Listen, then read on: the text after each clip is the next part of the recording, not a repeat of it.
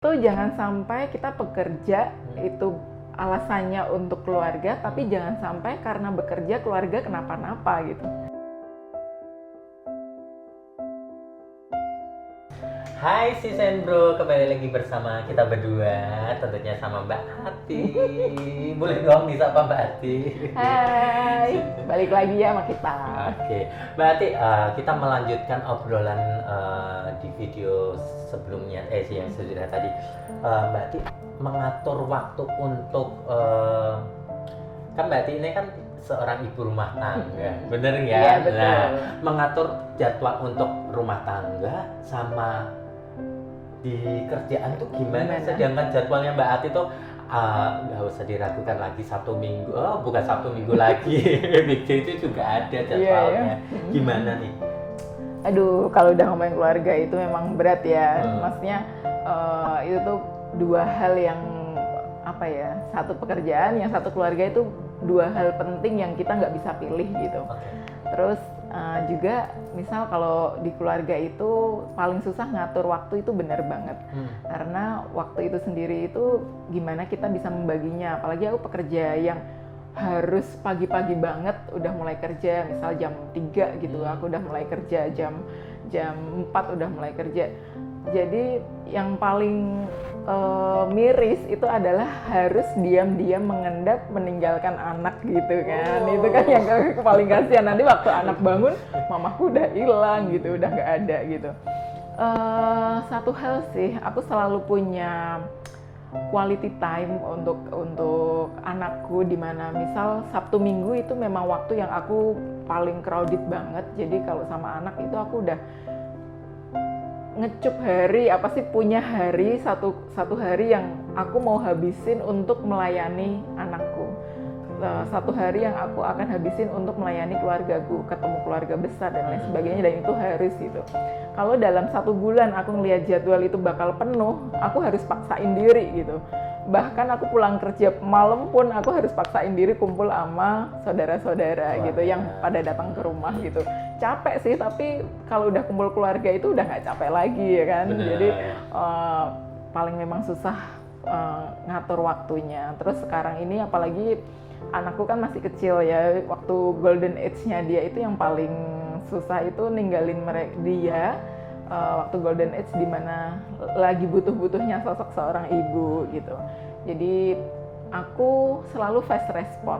Kalau dulu waktu dia belum pegang HP itu aku minta tolong ke mama atau si yang jagain gitu. Kalau begitu adik mau lihat mamahnya, aku harus fast respon gitu.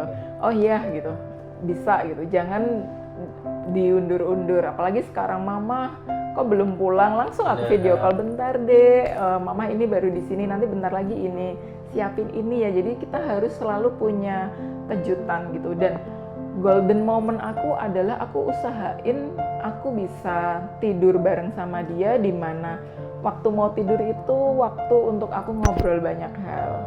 Dan aku selalu say thank you sama dia.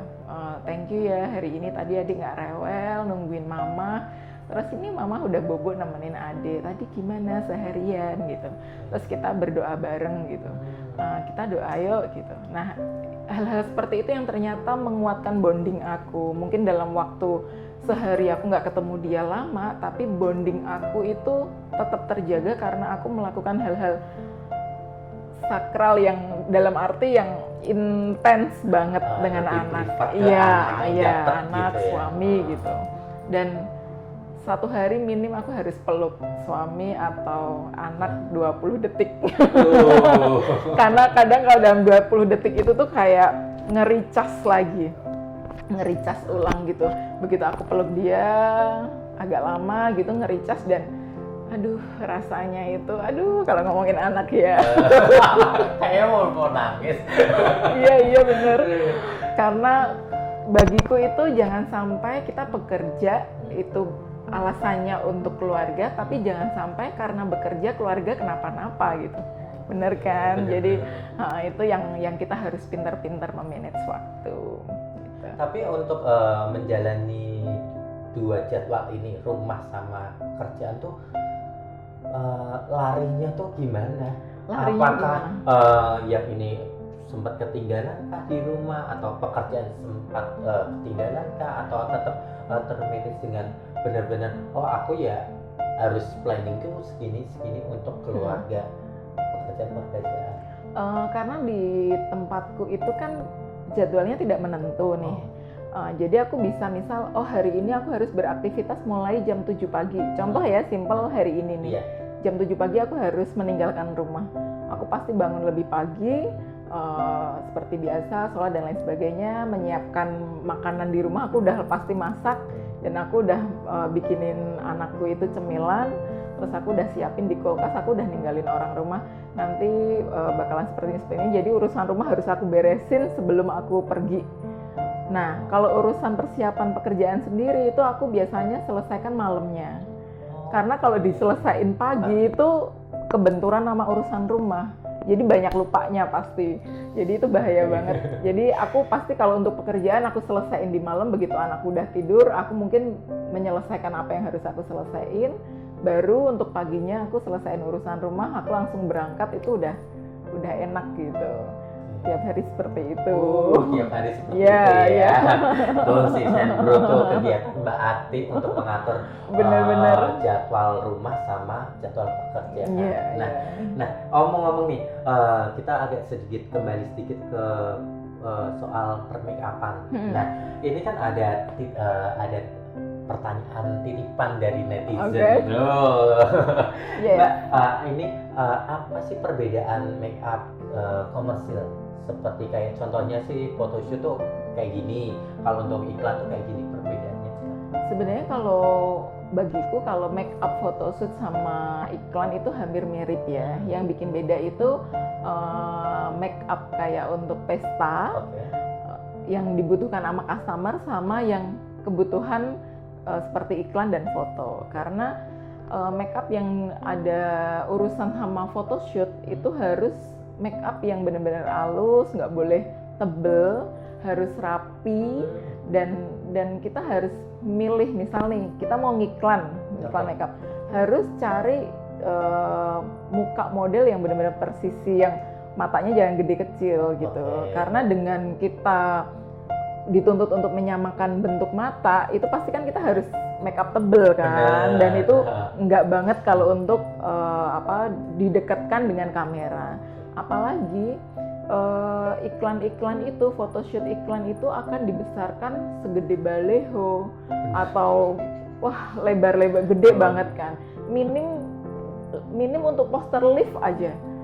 Dan saat seposter lift itu ada orang berdiri di depan poster itu, terus melihat matanya ada garisnya, smile line-nya itu kan orang bisa ilfeel kan. Jadi kita MUA harus bisa ngontrol saat itu mau digedein seberapa, tujuannya buat apa. Jadi yang haram dan yang halal itu apa dilakukan itu. Nah, kalau makeup party kan orang bisa ngelihatnya jarak jauh atau misal dari udah di dalam gedung kan beda ya. Suasananya agak gelap. Iya, feel-nya beda. Yang penting bagaimana kalau makeup party itu dia kelihatan cantik, kelihatan mangklingi dalam arti mangklingi ya, cantik, terlihat beda dari biasanya. Itu menurutku, dan dia udah happy, itu udah cukup. Tapi kalau untuk komersil itu harus flawless, terus ya itu detail ya. Oke, sudah terjawab ya si Sandro ya. Jangan ditanya aku lagi ya. Nah, ini kan soal juga untuk komersil. Mbak Ati berpengaruh juga nggak sih soal media sosial untuk Mbak Ati? Untuk sekarang ini media sosial itu udah jadi hal yang paling penting. Jadi udah nggak bisa dipisahin lagi. Bahkan sebagian besar, mungkin 80% customer aku dapat dari medsos. Terus kita kan sekarang udah harus meregenerasi generasi customer kita gitu.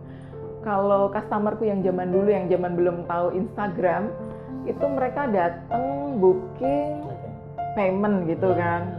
Tapi kalau sekarang udah nggak gitu, mereka akan lihat-lihat profil kita di Instagram, di media sosial gitu, dan mereka akan ini bagus, dan mereka akan memutuskan mau pakai kamu atau enggak gitu. Jadi memang lebih baik Instagram itu harus di-manage dengan baik gitu. Dan usahakan dipisahkan. Jadi Instagram pribadi sama Instagram pekerjaan gitu. Itu lebih baik gitu. Instagram itu udah sekarang kan hampir 100 pelanggan tamu yang datang itu datang requestnya pasti ngebukanya Instagram. Iya, Aku mau ini gitu. Terus kalau kita nggak sejalur kan itu bahaya banget karena berarti kan kita generasinya udah terlalu jauh kan, ya kan? Bagaimana menyatukan generasi Friendster sama generasi TikTok? Iya kan? Itu kita tetap harus modern, harus up to date. Yang lagi happening apa gitu. Terus kalau misal di usiaku, aku harus ngobrol sama customer yang muda itu biasanya aku dari hobi dulu. Hobimu apa? Dari hobi misal game, ya jangan bilang jangan ngegame terus nanti nggak ini, jangan gitu. Gamenya apa gitu? Biar kita tetap ngomongnya nyambung gitu. Terus musik-musik yang kita nyalain waktu make up, nah itu jangan Westlife, jangan zaman-zaman jadul lah. Jadi kan maksudnya mereka udah nggak zamannya kan. Kadang itu kita harus update musik juga biar asik juga gitu. Musik juga berpengaruh Iya, juga pengaruh banget. Oke, wah jadi media sosial itu sangat penting buat menunjang karir. Iya, karir. Oke, ini agak pertanyaan selanjutnya agak sedikit sensitif nih. Iya. Mbak Ati pernah nggak sih ngalamin kayak nggak disukain sama partner kerja kah atau mungkin mau yang lain? Mbak Ati itu pakai ini. Pernah nggak sih? Pasti kan pasti di luar sana pasti denger lah. Iya. Kita kan namanya bermasyarakat pasti ada plus minusnya ya. Sebenarnya itu kembali ke diri kita ya. Di saat kita udah konsisten untuk positive thinking dengan siapapun, mau mereka negative thinking itu tidak akan merubah bagaimana cara kita memandang mereka. Kalau misal ada ternyata makeupnya biasa, ternyata makeupnya aku nggak cocok, karena kalau kita ngomong makeup itu udah kembali ke selera gitu. Kamu suka makeup yang tebel, yang medok, terus milih MUA yang makeupnya flawless, ya pasti kamu bilang nggak cocok gitu. Jadi sebenarnya makeup itu relatif. Kalau memang mereka nggak suka, mungkin memang selera yang berbeda gitu. Tapi aku nggak ngejudge mereka itu jadi negatif sama aku, itu enggak. Terus kedua, alhamdulillah selama ini aku nggak pernah ketemu klien yang sampai rempong, yang sampai apa ya gitu banget, yang apa sih bikin jengkel lah. Bikin jengkel itu enggak, dan itu wajar bagiku. Biasanya mereka itu belum kenal kita sih. Kalau udah kenal kita, mereka udah kayak temen kok. Kan lebih baiknya gitu, biar kita ada hubungan, biar ada engage yang bagus. Oke. Ternyata Mbak Ati itu positive thinking banget ya. Oke, jadi kayak obrolan dari orang luar ya udahlah dibiarin aja. Karena setiap orang yang kita temuin itu refleksi dari diri kita sendiri. Ya, jadi waktu dulu terus gimana dong kalau aku ketemu orang yang nyebelin gitu kan gitu. Ya berarti memang masih ada sisi dari diri kita yang nyebelin. Jadi finally dari situ aku mulai belajar, aku harus positive thinking dengan orang. Even orang itu misal negatif pun, aku tetap harus cari positifnya. Oh mungkin dia lagi tadi bad mood atau lagi nggak bersahabat di rumah atau lagi gimana, ya sudah aku akhirnya rasa maklumnya gedein ya biar bisa menerima mereka. Nah Mbak, di Sis and Bro di sana kan mungkin kan bingung nih cara mencari untuk makeup wedding tuh gimana sih, maksudnya kayak aku harus seperti apa sih carinya tuh gimana, cari MA yang gimana, terus apakah aku harus konsultasi ke mamaku atau aku mau konsultasi ke teman-temanku gitu. Biasanya kalau pengantin-pengantinku sejauh ini malah udah mulai jarang mereka konsultasi banget dalam style makeup sama mama. Karena banyak mama-mama sekarang tuh anakku semua nyari sendiri Mbak gitu, ya kan. Terus finally dari situ aku juga berpikir bahwa seseorang itu yang dicari dari sosok MUA-nya untuk ngehandle hari H-nya itu adalah satu pastinya kualitas, kedua kembali ke profesional. Karena paling ngeri banget hari H itu hari yang nggak bisa diulang. Benar. Dan keprofesionalan kita itu benar-benar harus diuji. Karena bride itu adalah orang yang paling capek di hari itu, dan orang capek itu biasanya sedikit lebih sensi ya kan. Jadi kita sebagai MUA itu benar-benar dituntut profesional untuk bisa bikin dia still calm, still stay cool, dan dia bisa menghadapi hari H itu dengan baik. Makanya pastikan kalau cari MUA itu dia bisa jadi temen lah, jadi temen di hari itu. Di hari itu, iya. Jangan jadi hal yang dikhawatirin sama customer. Jangan-jangan ntar ini telat lagi, jangan-jangan ini nanti nggak bersih lagi, jangan-jangan ini nggak ini. Jadi harus trust dulu. Makanya kita kalau udah punya customer bridal itu harus benar-benar engage-nya hampir setiap hari ya, maksudnya setiap kali, sering. Jadi lebih intens ngobrolnya. Iya. Seumpama untuk bulan ini benar-benar untuk bahas apa, ngomongin apa sama dia. Jadi misal sebulan sebelumnya persiapan tuh aku udah nge-calling si bridal, si bride-nya untuk ngomong gimana kulitnya, jerawat enggak, ini enggak, sering pakai ini ya, sarung bantal sering diganti ya, jaga kebersihan, makan minyaknya dikurangin, pedes dikurangin gitu. Itu udah aku ini terus, tempel terus. Jadi pasti dia lebih semakin trust kan sama kita, semakin nyaman juga gitu. Wow, ternyata bukan hanya untuk booking Mbak Ati gini, Mbak aku tanggal ini aku, ternyata hal-hal yang itu kadang orang nggak mikir ya, ternyata perhatian sedikit pun kayak gitu penting banget ya. Nah, ada nggak sih untuk kayak memberikan tips-tips untuk kondisi sebelum di hari H nih, Mbak Ati ngasih tips untuk merawat rambutnya gimana? Apakah harus datang ke salon atau gimana kah? Biasanya kalau untuk warna rambut sih aku saranin mereka untuk ganti warna rambut, dan warna rambutnya jangan terlalu terang gitu. Terus kedua, ngejaga kesehatan kulit mukanya. Terus yang paling penting banget adalah psikisnya dia sendiri. Dia nggak boleh terlalu capek, karena semakin dekat itu ternyata semakin repot dan banyak yang diurus.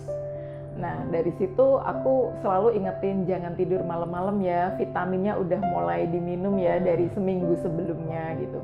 Karena mood seorang bride di hari H itu tergantung dalam seminggu ini kegiatan dia. Dia lebih santai kah, apa semakin repot kah? Jadi kita bisa bantu mereka untuk ini. Ada refresh. Iya gitu. Terus kadang mereka kalau suruh datang ke salon malah repot kalau deket-deket hari gitu. Jadi biasa aku kirim mereka masker untuk dipakai di rumah gitu.